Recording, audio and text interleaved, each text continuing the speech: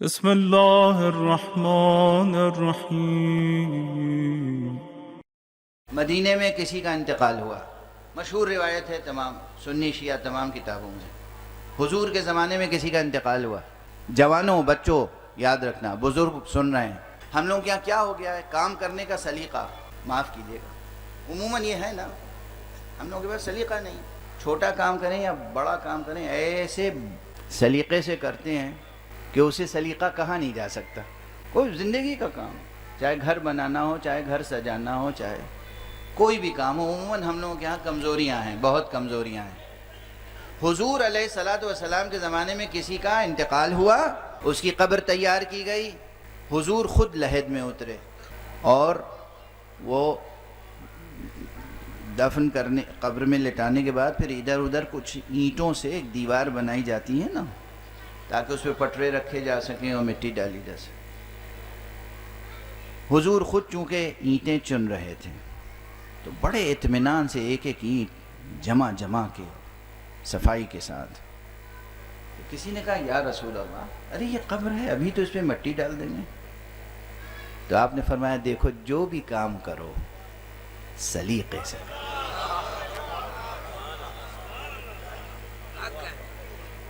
میں نے اپنی زبان میں عرض کر دیا، جو بھی کرو، یہ نہیں کہ اسے دیکھے گا کون، کوئی معماری کا فن دکھانا ہے، ارے ابھی تو اس پہ خاک ڈال دی جائے گی، اور وہ اینٹ جو ہے وہ ٹیڑھی ہے یا سیدھی ہے، کج ہے، یا وہ اینٹ کے درمیان کا گارا بہہ رہا ہے یا صاف ہے یا کیا ہے، کون دیکھنے والا ہے؟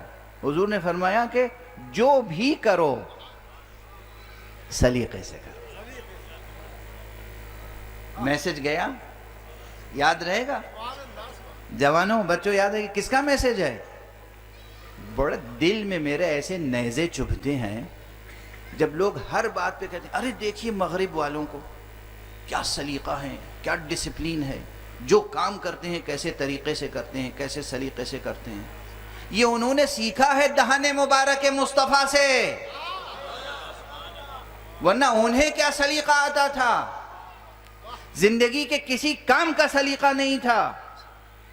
انہوں نے پیغمبر اسلام خاتم النبیین صلی اللہ علیہ وآلہ وسلم کے ارشادات کو، قرآن مجید کو غور سے دیکھا، پڑھا، کام کی باتیں اختیار کر لیں، آپ نے اس کی طرف سے غفلت برتی۔ توبہ کریں، استغفار کریں، تجدید عہد کریں، جو کام کرے سلیقے سے کریں تاکہ خدا خوش ہو، رسول خوش ہوں، محمد اور آل محمد خوش ہوں، امام زمانہ خوش ہوں۔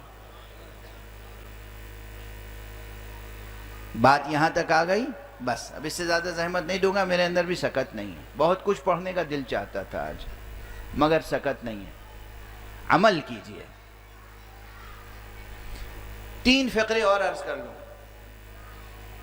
سب سے بڑا سرمایہ اس کائنات کا کیا ہے؟ سب سے بڑا سرمایہ کیا ہو سکتا ہے؟ سب سے بڑی دولت کیا ہو سکتی ہے؟ کیا سمجھتے ہیں آپ؟ اگر میں سوال کروں آپ سے، اہل ایمان، اہل اسلام، سب سے بڑا سرمایہ، سب سے بڑی دولت کیا ہے؟ ایمان۔ ایمان، اللہ سبحانہ وتعالی پر ایمان، محمد مصطفیٰ صلی اللہ علیہ وآلہ وسلم کی نبوت پر ایمان، قرآن پر ایمان، ولایت پر ایمان۔ ایمان سے بڑی کوئی دولت نہیں۔ خود یہ ایک موضوع ایسا ہے کہ اس پر گھنٹوں گفتگو کی جا سکتی ہے، لیکن میں نے پہلے ہی کہہ دیا کہ میں مختلف چیزیں عرض کرنا چاہ رہا ہوں۔ ایمان، سب سے بڑی دولت ایمان ہے۔ یہ جان بچانے کے لیے سب کچھ کیا جا سکتا ہے، مگر جان بھی اگر دینی ہو تو ایمان بچانے کے لیے جان دی جا سکتی ہے۔ جان، ایمان، سب سے بڑی دولت ایمان ہے۔ یہ کچھ ہو یا نہ ہو آپ کے پاس، یہ رہنی چاہیے۔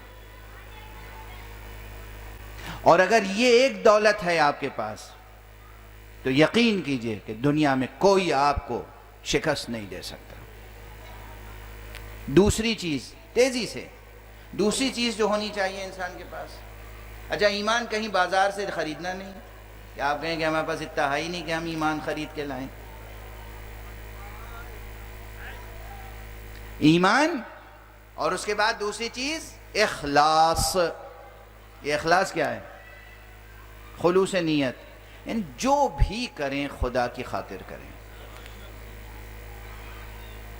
اگر ماں باپ کی خدمت میں پیش ہو کر ان کو سلام کر رہے ہیں وہ بھی قربتاً اللہ. اگر اپنی اولاد کو اٹھا کے گود میں پیار کر رہے ہیں وہ بھی قربتاً اللہ. اگر کسی دوست کی مزاج پرسی کر رہے ہیں وہ بھی قربتاً اللہ. اس دور میں تو یہ جو سو کالڈ ویسٹرن کلچر ہے، جو دراصل اب سو کالڈ ویسٹرن کیپٹلزم کا کی نحوستوں کا پورا ایک کلچر ہے، یہ تو ایک دوست کو دوسرے دوست سے بھی اخلاص سے ملنے کی دعوت نہیں دیتا. یہاں تو نہ مودت کے تقاضے رہ گئے، نہ محبت کے تقاضے رہ گئے، نہ فیملی ویلیوز رہ گئیں.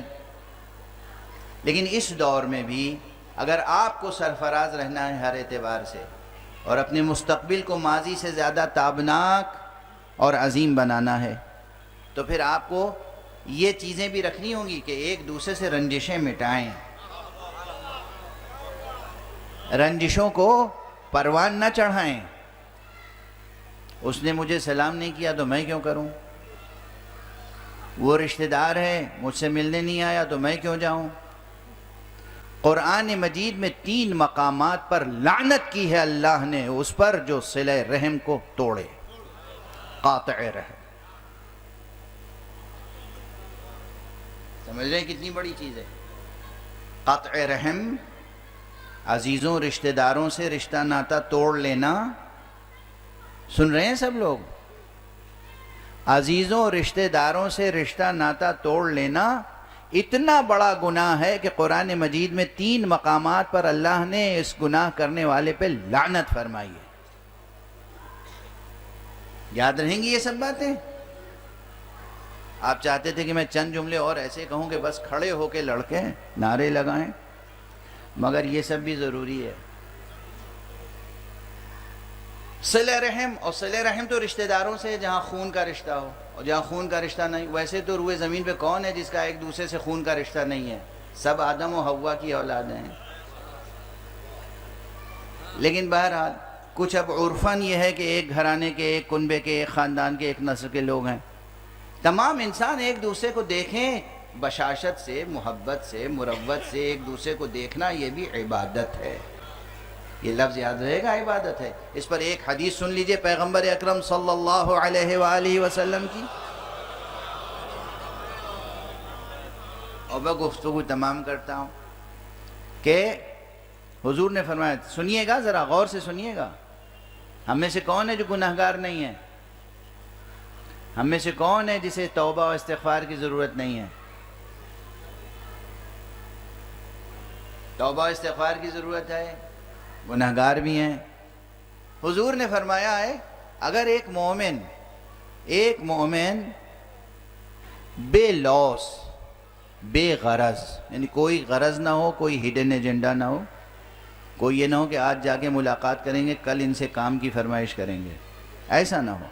بے لوس بے غرض کوئی انسان مومن اپنے گھر سے نکلے اور کسی دوسرے مومن کی جا کے صرف احوال پرسی کرے کہ بھائی کیسے ہو، بہت دن سے نظر نہیں آئے، خیریت ہے، قربتاً اللہ، اور اس کے بعد واپس چلا آئے. اس ایک عمل کے نتیجے میں اللہ اس کے تمام گناہ اس طرح معاف کر دیتا ہے جیسے وہ ماں کے پیٹ سے پیدا ہوا.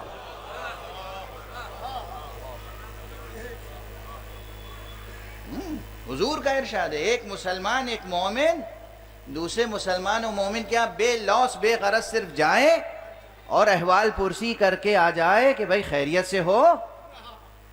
نظر نہیں آئے، جمعے میں نظر نہیں آئے، نہ جماعت میں نظر نہیں آئے، کہیں اور تقریب میں نظر نہیں آئے تو دل چاہا کہ تمہاری خیریت پوچھ لیں. کوئی غرض نہیں ہے، کوئی اور کام نہیں ہے. اس ایک عمل کا ثواب یہ ہے کہ تمام گناہ پروردگار اس طرح بخش دیتا ہے جیسے وہ ماں کے پیٹ سے پیدا ہو.